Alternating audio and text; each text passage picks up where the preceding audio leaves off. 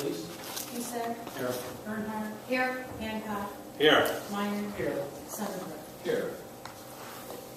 I don't think we say the pledge of allegiance to it. It's up to you. All right. D.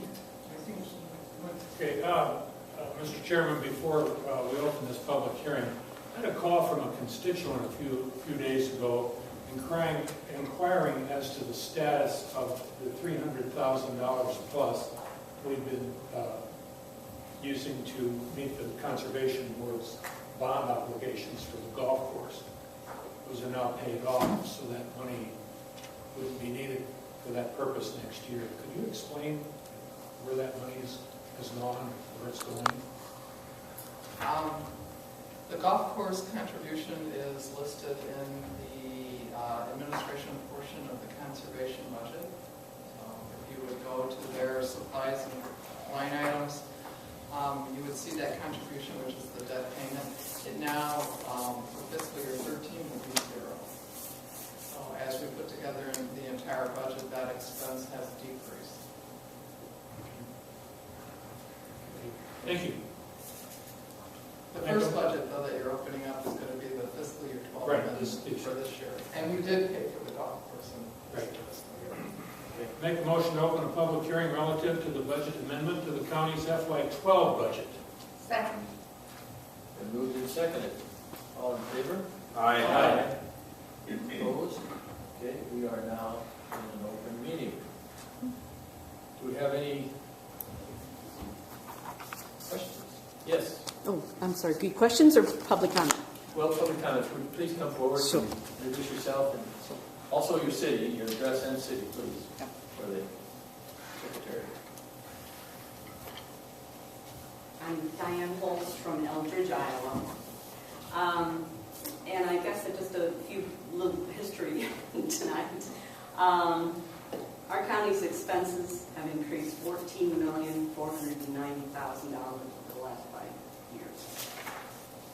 Our property taxes have increased 108.77% over the last 10 years. That's going from 20 million to 43 million in the last 10 years. Our population has grown 5% in the last 10 years. Our license and permit taxes have gone up 59% over the last 10 years. And our school enrollment is down 302 students over what it was 10 years ago. And I guess my point is any time that I see a budget that's growing at that rate when our economy is lacking. And I know that's the rollback. You have given 8 cents back of that. Tells me there's another 8 cents that didn't get given back. But when we don't have a zero growth budget in these economic times, this is coming out of people's pockets at a time when gas prices are up, energy prices are going to be going up, everything's going up, and we're really getting down to the meat, getting into the meat here on people's budgets. And when this budget is going up $1.6 million, you're not giving anything back to the taxpayer. It's going up. I expect that when we get a windfall from the rollback, that you're going to adjust the levy rate because you're supposed to make a budget that covers our services. It's not supposed to be, oh, I have this extra money. I would expect that you would lower the levy rates. But in these times, I just wonder what is the number when we would try to get to 0% growth? Will it be another million next year, another million the following year, when nothing else is growing? So that's my only comment. I hope that we keep this rollback a little more transparent. It's not found money, and folks are going to be hurting. This fall is the perfect storm. The appraisals for 2011 hit this fall along with this rollback. And, you folks lowered, but I can't say the same that schools and others are going to do that. It's going to be the perfect storm for folks. So please keep us all in mind. Thank you. Thank you. Any other comments? There's going to be another hearing, right? Yeah. That's what I I thought. make a motion we close this public hearing. Second.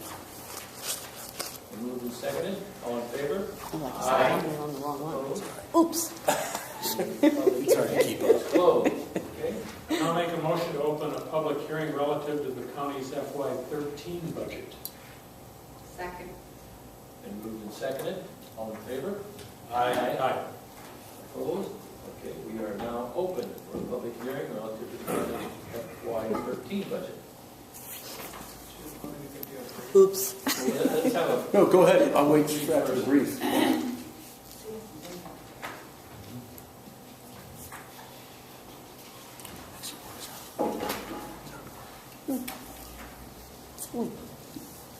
First of all, I would like to start with the revenue side of it and the taxable valuation. As you can see, the largest percent here is residential property. It's just about 57% of our tax base in terms of our taxable value. This is a hard slide to look at, and I'm going to talk about it in a little bit of detail because I think it's important. Residential property taxes in terms of value went up 8%. That seems like a lot, and many would think that is just primarily due to the rollback. However, it is not. The last 2 fiscal years after the Supreme Court case with the apartments that were trying to be classified as condo home ownership, that Supreme Court case said that depending on how you determine your ownership, indeed apartments have their 12 plexes, 14 plexes, 24 plexes, and they are used as apartments. It depends really on the ownership. And so in the last 2 fiscal years, in this last fiscal year, we're seeing quite a bit of shift from the commercial property to residential property of those particular buildings. Of the $34 million here that you see as in commercial property tax reduction, a little bit over $16 million of that is actually shifting over into residential classification. so almost half of it? Yes. The other uses, so what happened to the other half in commercial property, because that's down 1.5%, there have been a number of reval orders in all of the cities in Scott County, and so there's that much reduction in terms of commercial property. Utilities, and I talked to you about this when we were building the budget, that is valued at the state level. We've seen slight reduction over the last couple of years. We probably see even more because of the telephone issue and the other Supreme Court ruling there going forward. So we're actually having a reduction there, along with industrial property over the last several years, and as a category has gone into negative value over time. Agricultural land and structures, this is an equalization here. So the value and the price selling in Scott County is the highest land sales in the state, but every other year it gets equalized across the state so you can have an average. So that's what pushes those values down, and a reduction in that value category. And you can see that corresponding then again in the residential property in the unincorporated area. So that's a look at our values. This chart is a little bit better to take a look at. And so our entire growth for property tax revenue is about 3.8% as you look at it in total. In terms of where Scott County is in the tax rate with the largest counties, we are the second from the bottom here in the top 8. I believe Lynn County has affirmed that their tax rate will stay the same for next year's, and ours will go down, so this is lower than last year's. Polk County will be going up.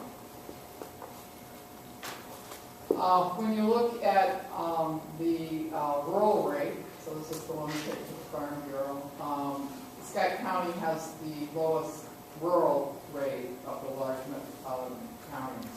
And again, that tax rate will go down. Again, and Blackhawk and Lynn have affirmed that their rates are going to stay the same. So when you look at it per capita, so I heard a lot of stuff about per capita. This is our property tax rate per capita for 2013, which is in the top. Big counties were in the middle of that. When you look at it over the 99 counties, we're near the very bottom, up the lowest tax rate in the state.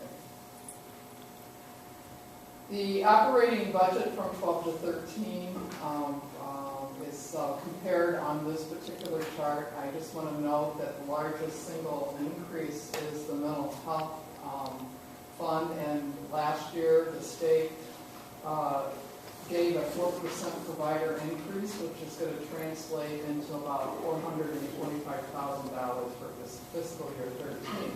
Now, the ironic thing of that is while we budgeted as if we're going to receive all monies, and we will actually have the opportunity to pay the providers for these services, we have no idea what the state is going to fund. So our budget, we put in all the expenses as it was from last year with the rate increases for, this is the ID waivers, so these are people who are on Medicare that are intellectually disabled. That's the provider increase in the homes to pay to take care of them. We're not sure if we're going to receive enough funding to be able to pay our share, but that's up to the session. So with all of those increases, basically the budget has gone up 1.9%. We have about a 17% ending fund balance. We're proposing at the end of fiscal year 13, so that would be June 30 of 13. All programs are funded as they were in fiscal year 12, except for whatever happens with mental health. And along with your budget that you'll approve for fiscal year 13, you'll approve the reduction guidelines from the advisory committee that you have. They'll give you a reduction from 0 to 2.5 million for fiscal year 13 and saying here's the programs you should cut first, second, third as a guideline, depending on what the legislature does. So that translates into this urban and rural rate decrease of about 8 cents. So what does that do to properties? Of course, there is a rollback, and so actually with this 8-cent decrease, if you're in a $100,000 home, you would experience a $10 increase for the year, not the month, but for the year. If you own agricultural land, actually you will see actual dollar decrease in your taxes. We did a commercial property in Scott County, and depending on the value of the property, you will actually see a dollar decrease in terms of the county's tax rate. So again, what are the highlights? The budget is increased 1.9. We can reduce the rate. All properties except for residential will actually see a reduction in their taxes. And basically it's lower than the fiscal year 08 rate if you take SEC out. Some of the other things that I guess I've already highlighted is the providers will receive increases. They did. That is our problem in fiscal year 12. It's one of the reasons we have to do a budget amendment, and this came from the state, and we have to pay our share. And about $425,000 of that is for next year. And looking at the governor's proposal to the legislature's proposal, the shortfall, it appears, for fiscal year 13 in the mental health fund is anywhere between 1.8, that's the governor's, to 2.5, that's the legislature's. This slide basically talks about our union contracts, and we have contracts, or we have settled with contracts, all at 2%, except for Teamsters, and as you know that they have not yet ratified, and we will probably not have a ratification by the time that we need a budget, and so we'll not know what that will be. We've gone 42 months without a health insurance increase, but in the budget for 6 months, we have put in 7%, so this budget is holding. It doesn't mean we're going to have a 7% increase, but as to be extremely conservative, we put that in. There would be 4 new positions in the Teamsters if they ratified, because they were going from 12-hour shifts to 8-hour shifts, but taking no pay increase. But that particular proposal is not yet. I think they voted, and they voted not to go to 12-hour or to 8-hour shifts. So Terry's going to be back at the table most likely. We'll just have to look at that going forward. The health fund. This is we're self-insured, and so. At the end of June 30th, we had a third-party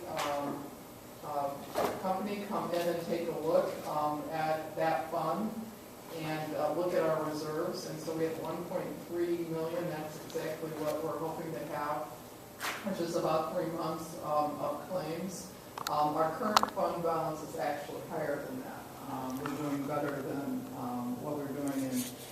We have about 4.4 months of claims in reserve, so that's a very healthy fund balance.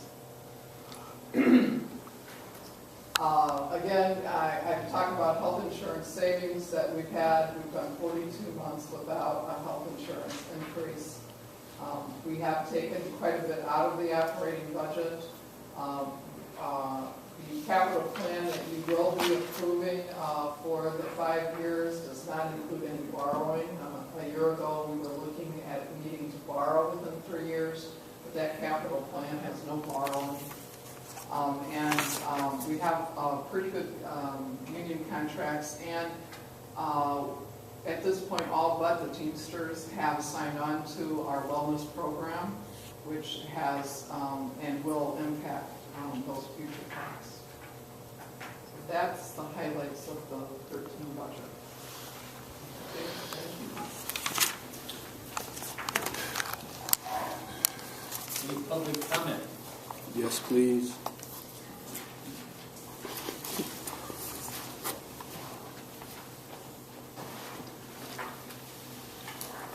Hello, everybody. My name is Todd McGreevy. I live at 1370 Crestline Court in Bettendorf, Iowa. So it's my understanding that, and please correct me if I'm wrong, this is the final public hearing before this next fiscal budget is approved by this body, or is there another public hearing prior to the next? This is it. This is it. Okay.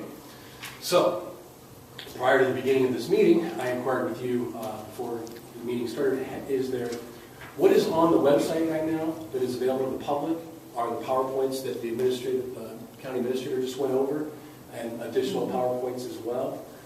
They're good summaries, if you will, the high points for talking points and so forth. But I asked you all before this meeting, is there any actual detail of the budget by line item?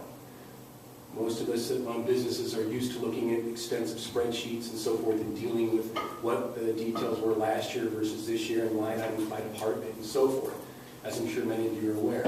I was told, we looked together with a couple of the staffers on the website, no, it's not on the website. So, number one, the public has not been afforded on the website, technically, an opportunity to review any details regarding the actual budget. We have an overview, we have some pretty graphs, and we have some historical data as we compare to other counties in the state, but we don't have any details about what this budget really is.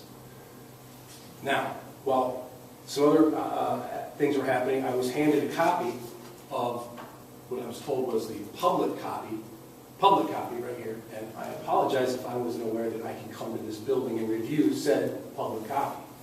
I am curious that with our vast internet technology and IT department that we have, that we can't actually put this online. Granted, it's a couple hundred pages and fairly complex, but even if you change it every day, you just overwrite the file name and upload it via the FTP server. It's not difficult to make this available to the public online.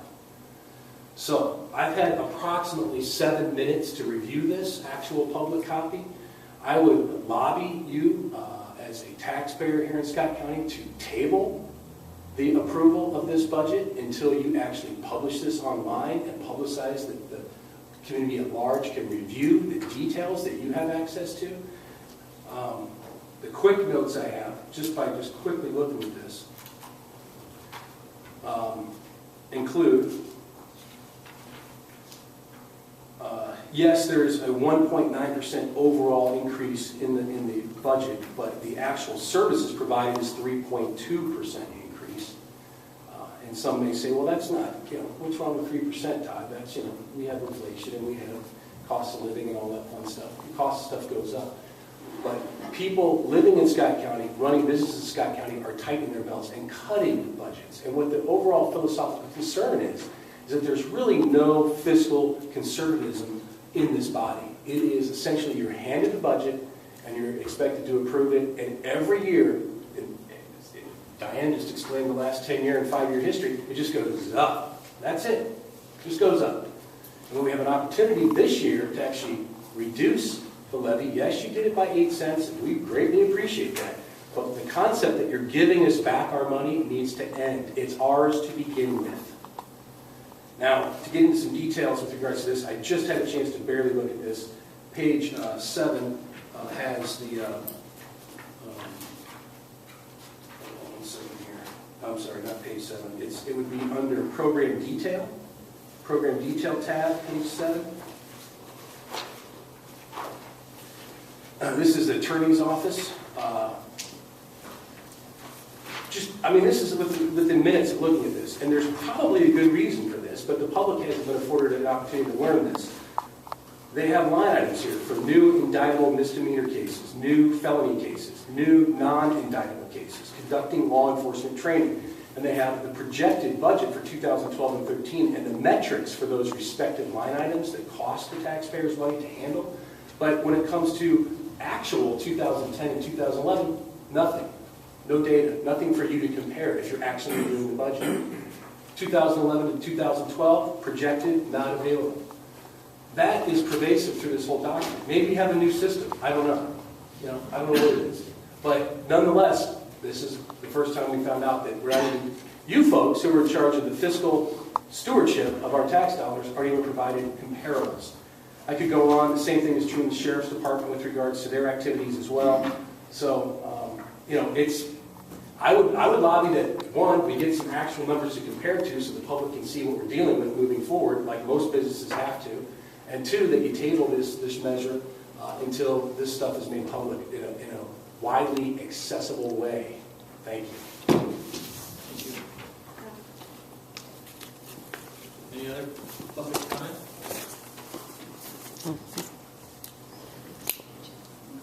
Hearing none. Dee, did you have anything? Do you want to have? Do I have anything to say? Yeah. Maybe a report? Yeah. No, It is a new budget document. You can take previous years, but they use different indicators. I think we took 2 years to get to the point of changing. We started with the outside agencies, and I think if you go to the outside agencies, you'll see the history, the couple years of histories of impact. These are activity numbers. These are dollar numbers in these charts when you read them. And so, yeah, it takes a couple years to get to gear to be able to compare from one year to the other. But again, we made this decision 3 years ago to change how we're going to look at services, and we've been implementing that. And so if you want to look at some past budgets, go right ahead. There are a lot of indicators in those particular budgets that have been changed to this format. But we're trying to get the board to a place where they can understand the outcomes of the programs. My understanding is it's not online, and we put it online usually after approval, and we can put it online. The other thing is that you don't need to table the decision on the budget because tonight's the hearing, and you're not making a decision on the budget this week. Just a public hearing. I understand that. My intention was to table it next week when it's on the agenda. I do understand the logistics of that. All right. You guys haven't even read it. I'm going to close the public hearing. Okay, it's been moved and seconded to close the public hearing relative to the